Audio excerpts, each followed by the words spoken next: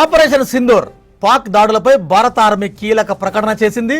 పాకిస్తాన్ సాయుధ దళాలు నిన్న రాత్రి పశ్చిమ సరిహద్దు వెంబడి డ్రోన్లు ఆయుధ సామాగ్రితో అనేక దాడులు చేశాయని తెలిపింది. జమ్మూ కాశ్మీర్లోని నియంత్రణ రేఖ వెంబడి పాక్ దళాలు కాల్పుల విరమణ ఉల్లంఘనను పాల్పడ్డాయని చెప్పింది. పాక్ డ్రోన్ దాడులను భారత దళాలు సమర్థవంతంగా తిప్పికొట్టాయని పేర్కొన్నది. దేశ సార్వభౌమత్వాన్ని ప్రాదేశిక సమగ్రతను కాపాడేందుకు భారత సైన్యం కట్టుబడి ఉందని చెప్పింది. పాకిస్తాన్ దుర్మార్గపు కుట్రకు ధీటుగా స్పందిస్తామని చెప్పింది భారత సైన్యం. మరోవైపు పాక్ దాడులు, దేశ భద్రతపై ఢిల్లీలో కీలక సమావేశాలు జరుగుతున్నాయి. నిన్న రాత్రి దాడులపై పరిస్థితిని ప్రధాని మోదీకి వివరించారు అజిత్ దోవల్. ఇవాళ మరోసారి భేటీ అయి యుద్ధ పరిస్థితులను వివరించబోతున్నారు. సిడిఎస్ త్రివిధ దళాల అధిపతులతో రాజ్నాథ్ సింగ్ కూడా భేటీ కాబోతున్నారు. పాక్ దాడులు, భారత ప్రతిచర్యలపై మీడియా సమావేశాలు నిర్వహిస్తబోతున్నాయి రక్షణ విదేశాంగ శాఖలు.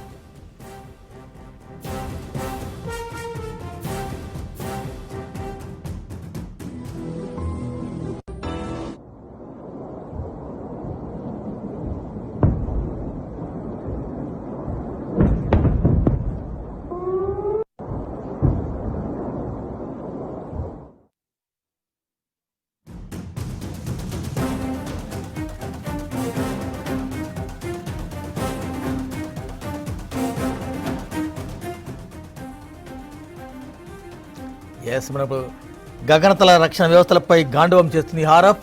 పాకిస్తాన్ లాహోర్ డిఫెన్స్లో సిస్టమ్ని తుక్కుతుక్కు చేసింది ఆర్ఎఫ్ డ్రోన్లు. దక్షిణ తొలిసారిగా ఆర్ఎఫ్ను ప్రయోగించారు. గగనతల రక్షణ వ్యవస్థలు, రాడార్ కేంద్రాలపై దాడికి ఆర్ఎఫ్ అనేది ఒక డ్రోన్ బ్రహ్మాస్త్రం. ఇజ్రాయెల్ తయారు చేసిన దీర్ఘ శ్రేణి లాటరింగ్ మ్యునిషన్ ఆర్ఎఫ్ ఇది. నిన్న పాకిస్తాన్కు చెందిన సర్ఫేస్ టు ఎయిర్ టార్గెట్లను ఛేదించే మధ్యంతర క్షిపణి వ్యవస్థ HQ-16లోని LY-80 రాడార్ కేంద్రాలను ఈ డ్రోన్లు ధ్వంసం చేసినట్టుగా తెలుస్తోంది. పాకిస్తాన్లోని గగనతల రక్షణ వ్యవస్థలు, రాడార్ కేంద్రాలపై దాడి కోసం ఇజ్రాయెల్ తయారీ దీర్ఘశ్రేణి లాటరింగ్ మ్యూనిషన్ హారఫ్ను భారత్ ఉపయోగించింది. దీంతో ఈ అద్భుత అస్త్రాన్ని దక్షిణాసియాలోనే తొలిసారిగా వినియోగించినట్లయింది. గురువారం పాకిస్తాన్కి చెందిన ఉపరితలం నుంచి గగనతలంలోని లక్ష్యాలను ఛేదించే క్రమంలో ఈ దాడులు కొనసాగుతున్నాయి.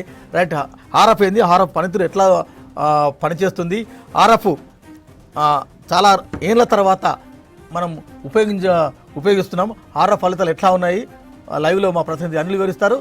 అనిల్.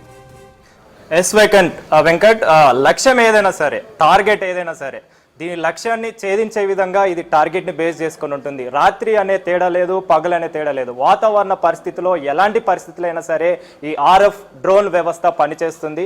అందులో భాగంగానే ఎంతోగా అంటే ఈ పాకిస్తాన్ విషయానికి వస్తే, పాకిస్తాన్లో ఇదొక ఈ వ్యవస్థకు సంబంధించి అంటే లాహోర్లో డిఫెన్స్ సంబంధించి డిఫెన్స్ సిస్టమ్ అనేది చాలా ఎక్కువగా స్ట్రాంగ్గా ఉంటుందని చెప్పేసి పాకిస్తాన్ చెప్పుకుంటూ ఉంటుంది. అలాంటి డిఫెన్స్ వ్యవస్థని ఈ ఆర్ఎఫ్ డ్రోన్ వ్యవస్థ ధ్వంసం చేసింది క్షణాల్లో, అంటే ఫ్రాక్షన్ ఆఫ్ సెకండ్స్లో. ఇది టార్గెట్ ఫిక్స్ చేసుకుందంటే చాలు ఆ టార్గెట్ని ఛేదించే విధంగా రిమోట్ కంట్రోల్తో కావచ్చు, లేదా మాన్యువల్గా కూడా మనం చేయొచ్చు. సో ఈ మాన్యువల్ కంట్రోల్లో భాగంగా అదేవిధంగా రిమోట్ కంట్రోల్తో టార్గెట్ని ఫిక్స్ చేసి అదేవిధంగా ఫ్రాక్షన్ ఆఫ్ సెకండ్స్లో లాహోర్లో ఉన్న అంటే ఈ డిఫెన్స్ సిస్టమ్ సంబంధించి రాడార్ వ్యవస్థ జబ్బలు జరుపుకుంటూ ఉంటుంది. ఎప్పుడు కూడా ఈ పాకిస్తాన్కి సంబంధించి ఈ డిఫెన్స్ వ్యవస్థ మా దాంట్లో స్ట్రాంగ్గా ఉంటుందని చెప్పేసి అలాంటి డిఫెన్స్ వ్యవస్థనే మన భారతదేశానికి సంబంధించిన ఈ ఆర్ఎఫ్ డ్రోన్ వ్యవస్థ ధ్వంసం చేసింది ఫ్రాక్షన్ ఆఫ్ సెకండ్లో.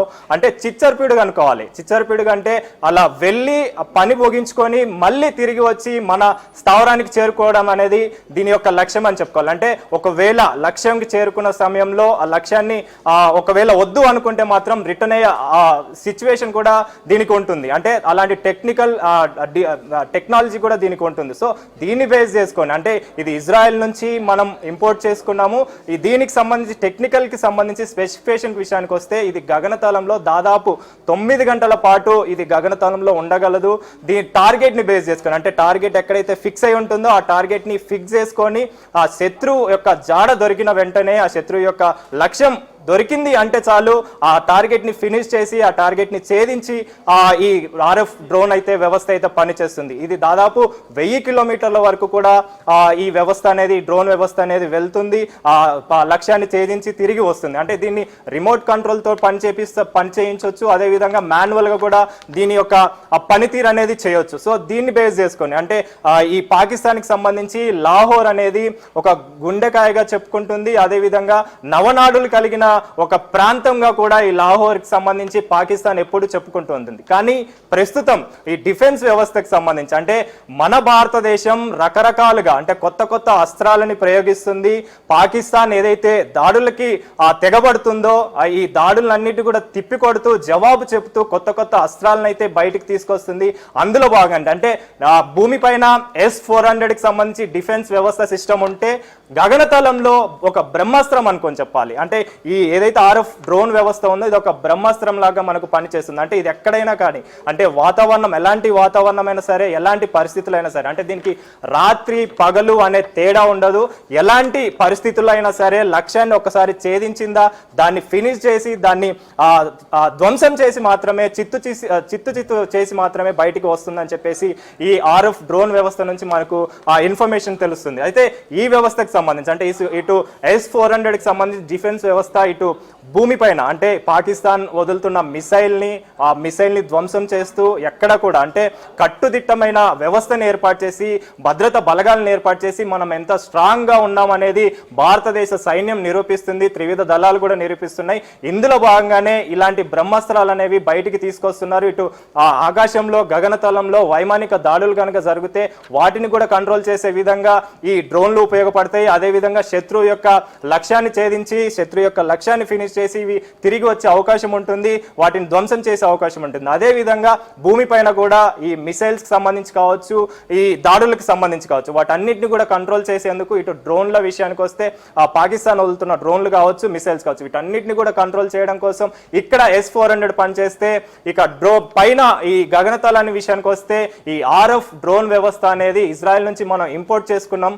ఇంపోర్ట్ చేసుకున్న దగ్గర నుంచి మొట్టమొదటిసారిగా మన భారతదేశం ఇప్పుడు పాకిస్తాన్ చేస్తున్న ఈ ఉగ్ర దాడికి సంబంధించి కావచ్చు, ప్రస్తుతం చేస్తున్న దాడులకు సంబంధించి కావచ్చు, రకరకాల ప్రత్యేకమైన అస్త్రాలను అయితే ఉపయోగిస్తుంది. అందులో భాగంగానే ఈ ఆర్ఎఫ్ డ్రోన్ వ్యవస్థ అనేది కొత్తగా తీసుకొచ్చారు. ఈ ఆర్ఎఫ్ డ్రోన్ వ్యవస్థ ప్రస్తుతం ఎంతగానో ఉపయోగపడుతుంది. అయితే ఈ ఆర్ఎఫ్ డ్రోన్ ఈ ఎక్కడెక్కడ పనిచేస్తుంది అనేది చూస్తే ఎలాంటి పరిస్థితుల్లో అయినా అంటే ఇటు ట్యాంకర్ల వ్యవస్థలో కావచ్చు, అదేవిధంగా క్లీన్ సీట్ ఉండే అంటే ఎక్కడైనా చిన్న చిన్న ఏరియాల్లో ఉన్న వ్యవస్థలైనా కావచ్చు, అంటే ప్లేసెస్లో కూడా ఈ డ్రోన్ ని ఉపయోగించవచ్చు. ఈ డ్రోన్ ని లక్ష్యం అంటే మాన్యువల్ గా లక్ష్యాన్ని పెట్టే విధంగా టార్గెట్ ని ఫిక్స్ చేసామంటే అది ఆ టార్గెట్ ని బేస్ చేసుకొని 9 గంటల పాటు గగనతలంలో ఉంటుంది.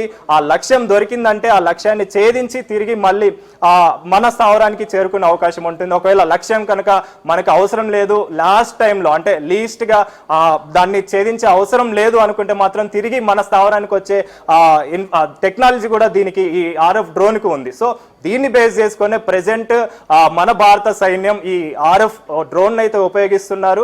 ఈ డ్రోన్ కి సంబంధించి ఎలాంటి పరిస్థితులు ఎదురైనా సరే లక్ష్యాన్ని ఛేదించడమే దీని యొక్క ముఖ్య లక్ష్యం అని చెప్పేసి ఆర్ఎఫ్ డ్రోన్ ద్వారా మనకు తెలుస్తుంది. అదేవిధంగా పాకిస్తాన్ కి సంబంధించి అంటే ఈ లాహోర్ లో ఉన్న డిఫెన్స్ వ్యవస్థకు సంబంధించి అది ఎంతగానో గొప్పగా చెప్పుకుండేది. సో అలాంటి డిఫెన్స్ వ్యవస్థని ఫ్రాక్షన్ ఆఫ్ సెకండ్స్ లో ధ్వంసం చేసిన సిచ్యువేషన్ మనకు తెలుస్తుంది. సో అలాంటి డిఫెన్స్ వ్యవస్థని ధ్వంసం చేసిందంటే దీనికి సంబంధించి అంటే దీని యొక్క క్యాలిబర్ విషయానికి వస్తే, బాంబు యొక్క సైజు విషయానికి వస్తే 15 కిలోల బరువు గల సామర్థ్యం గల బాంబు ఈ డ్రోన్ కి కలిగి ఉంటుంది. దాదాపు కొన్ని కిలోమీటర్ల వరకు కూడా ఆ ప్రాంతాన్ని మొత్తాన్ని కూడా ధ్వంసం చేసే సామర్థ్యం ఈ యొక్క ఆర్ఎఫ్ డ్రోన్ కి అయితే ఉంటుంది. సో ఈ ఆర్ఎఫ్ డ్రోన్ నే ఉపయోగించి లాహోర్ లో ఈ యొక్క డిఫెన్స్ వ్యవస్థని వాళ్ళకి సంబంధించిన రాడార్ వ్యవస్థను అయితే ధ్వంసం చేసింది. అదే విధంగా అంటే ఈ ధ్వంసం చేసిన తర్వాత అసలు ఏం జరిగిందని తెలుసుకునే లోపే ఈ అంత పని కూడా చేసేసి వచ్చింది. అంటే ఈ యొక్క పూర్తి లక్ష్యాన్ని కూడా ఛేదించి బయటకు వచ్చిన సిచ్యువేషన్ అయితే మనకు తెలుస్తుంది.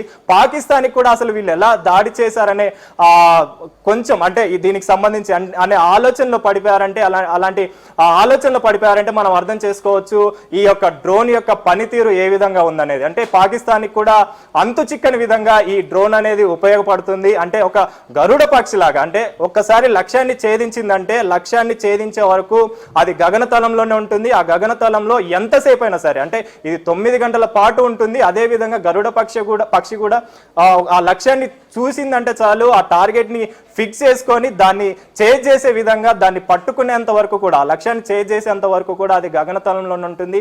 టార్గెట్ ని ఫినిష్ చేసిన తర్వాతనే బయటకు వస్తుంది. అదే విధంగా ప్రెసెంట్ మన దగ్గర ఉన్న భారత సైన్యానికి సంబంధించి కావచ్చు, భారతదేశానికి సంబంధించి కావచ్చు, ఈ ఆర్ఎఫ్ డ్రోన్ విషయానికి వస్తే ఇది గగనతలంలో ఉన్న లక్ష్యానికి సంబంధించి కావచ్చు, పాకిస్తాన్ దేశానికి, శత్రు దేశాలకు సంబంధించిన స్థావరాలు కావచ్చు, అదేవిధంగా రాడార్లకు సంబంధించి కావచ్చు, వాటన్నింటినీ కూడా ధ్వంసం చేసే విధంగా ప్రెసెంట్ ఈ ఆర్ఎఫ్ డ్రోన్ వ్యవస్థ అయితే పనిచేస్తుంది వెంకట్.